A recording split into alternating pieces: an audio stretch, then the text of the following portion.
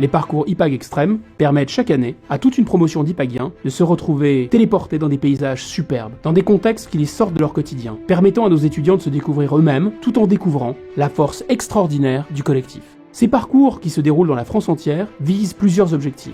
Chacun d'eux lié à la volonté de l'école d'apporter aux étudiants un savoir-être.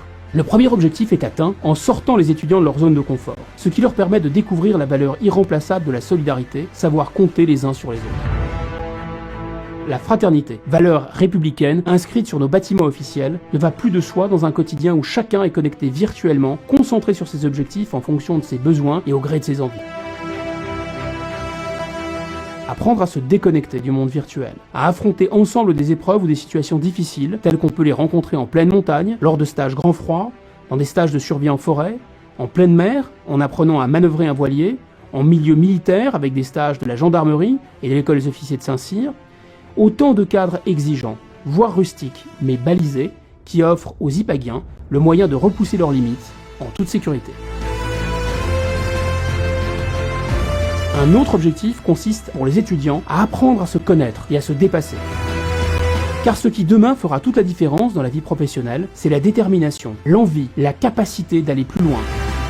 D'aller chercher et de trouver ce second souffle que connaissent bien les sportifs de haut niveau, mais que nous n'avons que rarement l'occasion de solliciter.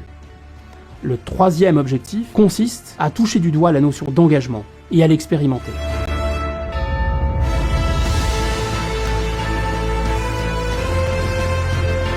Pour les entreprises, nous sommes des consommateurs et nous devons vivre dans le monde du bon plaisir individuel, faire ce que nous voulons, quand nous voulons, tandis que les mêmes entreprises recherchent des producteurs, des créateurs, des dirigeants et des salariés dont elles ont besoin, c'est-à-dire des hommes et des femmes impliqués, capables de s'engager, de se dépasser et de servir un intérêt collectif. Le savoir-être à l'IPAG n'est pas qu'un slogan ou la thématique d'un cours. Le savoir-être s'apprend sur le terrain. Le savoir-être, il ne faut pas en parler, il faut l'expérimenter et le vivre.